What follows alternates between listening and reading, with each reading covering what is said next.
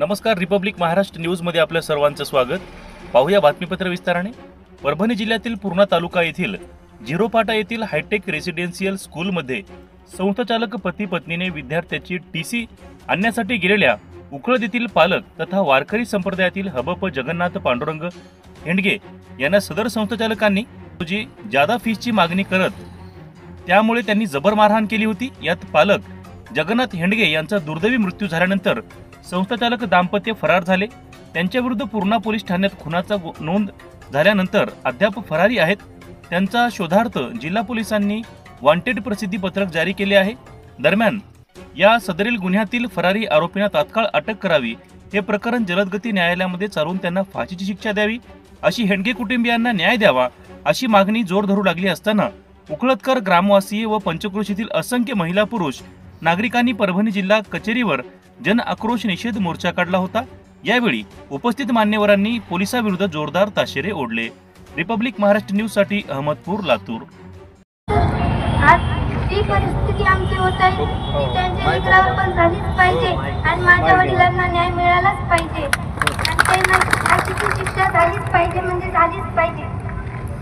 तपासाला केवायसी दिलेला आहे आणि बाकीच्या ज्या तपासात सर्व गोष्टी आहेत त्या केवायसी करत आपण हे आरोपी सापडत नाही त्यावर प्रशासनाने थोडा विचार करायला पाहिजे। महाराजाला न्याय द्यासाठी पोलीस प्रशासनाने शक्य तितकं लवकर त्याला पकडून आणलं पाहिजे, हीच माझी विनंती आहे। आणि आमचा मुस्लिम समाज, संपूर्ण मुस्लिम समाज ह्या कुटुंबासोबत आहे, महाराजांच्या सोबत आहे। जेव्हा आमची गरज पडेल त्यावेळेस आम्ही इतर रात्रंदिवस आमच्या महाराजांच्या सोबत आहोत, त्यांच्या कुटुंबाच्या सोबत आहोत। महाराज आमच्या गावचे होते, आमचे जिल्हाचे होते आणि महाराजांना फक्त आदाब आणि रामराम करायचं, बाकी महाराज कोणाला काही बोलत नव्हते। ते फक्त द्यायचं, ते वाचवायचं काम करत होते, फक्त भजन मंडळीचं अतिशय जवळचं नातं आणि आमच्याशिवाय ती कुठे राहिलेलीच नव्हती। कोणी कुठे जाऊ त्यांनी वरपुडकर साहेबांना शोधलं होतं, पूर्ण आमच्या घराण्याबरोबर राहिलेले। मी आपल्याला वचन देतो, मी माझ्या परीनं अखेरपर्यंत याच्या सगळ्या संस्था बंद करेपर्यंत आणि याला फाशीची शिक्षा झाल्याचं मी गप्प बसणार नाही। मी आपल्या सगळ्यांच्या दुःखात सहभागी आहे, तसं परिवाराच्याही दुःखात सहभागी। ही भाषण करायची जागा नाही, मला विनंती केल्यामुळे दोन शब्द बोलतो। हे फक्त माझं म्हणणं आहे, संतांनीच बोलायला पाहिजे। महाराज सगळेच आहेत, सिद्ध महाराज आहेत, मोठे महाराज आहेत, सगळ्यांनी हे बोलावं।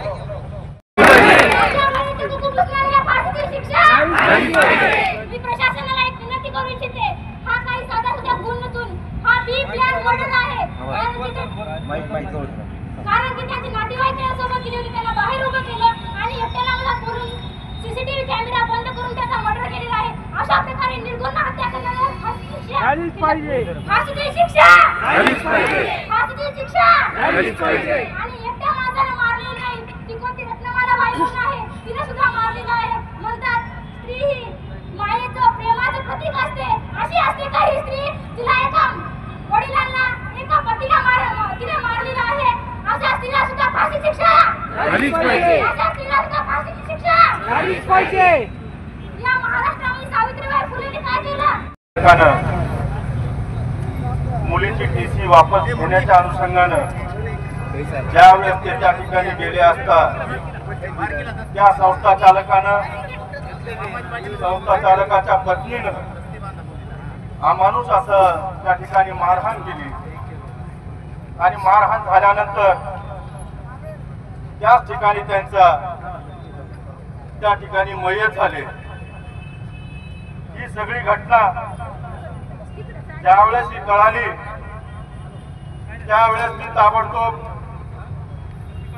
मुरलीला फोन लावला, आपल्या गावातील सरपंचांना फोन लावला, मला असा प्रकार त्या ठिकाणी झालेला आहे। मग झालेल्या प्रकाराला त्या ठिकाणी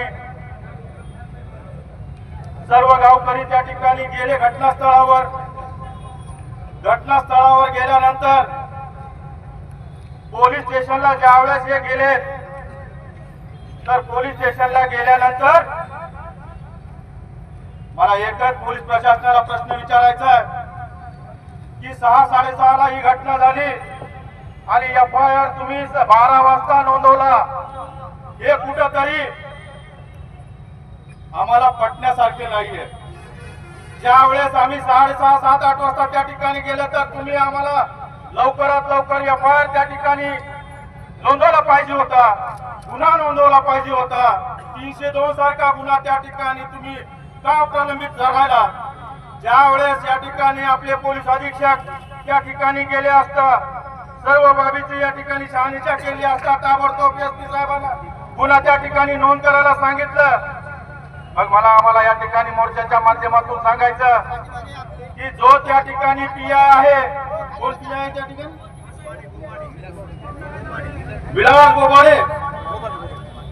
विलास गोबाळेला तुम्ही तात्काळ निलंबित करण्यात यावं. महाराजांचा मारण्यात आला. अरे हा कोणता महाराष्ट्र आहे? हा महाराष्ट्र छत्रपती शिवाजी महाराजांचा महाराष्ट्र आहे. हा महाराष्ट्र राजश्री शाहू महाराजांचा महाराष्ट्र आहे. हा महाराष्ट्र महात्मा फुलेंचा महाराष्ट्र आहे. हा महाराष्ट्र डॉक्टर बाबासाहेब आंबेडकरांचा महाराष्ट्र आहे. या महाराष्ट्राची ओळख मानवता आहे. काय माज आणि किती मस्ती या हरामखोराला. पैशाचा मान चाललाय. 16 संस्था उभा केल्या. अरे या नराधम हरामखोराच्या जागेवर मी असतो तर फक्त नारळावरती कीर्तन करणाऱ्या बाबाचा घेतलं असतं. ते माणूस की आहे का नाही? विचारलं मी या गावात सगळ्या पंचक्रोशीत आढावा घेतला. नारळावरती फक्त कीर्तन सांगायचे जगन्नाथ महाराज. पैसे नव्हते घे आणि 28,000 म्हणतो. मगरुरी बघा, रेकॉर्डिंग ऐकली. तू एकटा ये, तू कॅबिन मध्ये ये. 3 वेळेस महाराज गेले. काय व्यथा आणि किती भयंकर छळ केला महाराजचा. पहिल्यांदा फोन केला माझ्या पोरीला करमत नाही TC-ला. महाराज तिथं जायचे, त्यांना परत पाठवायचे. दुसऱ्यांदा गेलो, परत पाठवलं. तिसऱ्यांदा तर त्यांना मारूनच टाकलं. इकडे ये म्हणे, तू एकटा ये. हे त्याला कॅबिन मध्ये घ्या रे. पाडली पाहिजे ही तुला मागणी आहे माझ्यापासून करतो. अरे आरोपी मुस्लिम असतात तर किती वेळा बुलडोझर गेला असता. जातं धर्म बघून न्याय द्यावा लागला. याचं घर सुद्धा बुलडोझरनी पाडा, संस्था ताब्यात घ्या आणि सामाजिक न्याय विभागाच्या ताब्यात देऊन सरकारी वसतिगृह त्या संस्थेत चालवा असं आव्हान करतो. आणि आरोपीला फाशी होण्यासाठी या लढाई शेवटपर्यंत मी थांबणार. पल्लवी आणि या लेकरांना दत्तक शिक्षण त्यांचं फ्री झालं पाहिजे. त्यांना शासकीय नोकरी मिळाली पाहिजे आणि या कुटुंबाला 1 कोटीची मदत सरकारने तात्काळ केली पाहिजे ही सुद्धा मागणी करतो. शिवाजीनाथ महाराज हे वारकरी संप्रदायाशी पायिक असणार आपली मुलगी हॉस्टेलमध्ये वसतिगृहामध्ये शिक्षण शिकण्याकरता त्यांनी ज्यावेळी सहभागी केली पण मुलीला करमत नाही. मुलगी राहत नाही म्हणून त्या मुलीची तिशी मागणी करता ज्यावेळी जगन्नाथ महाराज त्या संस्थेमध्ये गेले, संस्था चालकाने जास्तीची रक्कम मागून हा त्यांचा अपमान केला आणि मानवतेच्या पद्धतीने त्यांनी हात जोडून विनंती केली की माझी मुलगी इथं राहत नाही. काय 2-3 दिवस राहिली असेल ठीक आहे. अगोदर मी जो 2-3 हजार रुपये भरले होते ते राहू द्या, त्याच्याबद्दल मला काही म्हणायचं नाही. परंतु आता ती जागा तशीच वर्षभर खाली राहील. मग त्या पैशाचं कोण सोयी करून म्हणून 28,000 रुपये भरा आणि मग तशी घेऊन जा. हा जो त्यांनी अन्याय आणि हा जो दंड जगन्नाथ महाराजावर लावला, त्यांनी हात जोडून विनंती केली की ती परिस्थिती माझी नाही. हाता पाया पडूनही समोरचे संबंधी जे कोणी त्यांचे कर्मचारी ते काही ऐकले नाही आणि अमानुष मानवतेला काळीमा फासणारी दुर्घटना तिथं घडली. त्यांना एवढं मारहाण केली की शेवटी त्यांना प्राण गमवावा लागला. हे जे वारकरी संप्रदायावर आलेलं संकट आहे, त्या वारकरी संप्रदायावर आलेल्या संकटाला कुठेतरी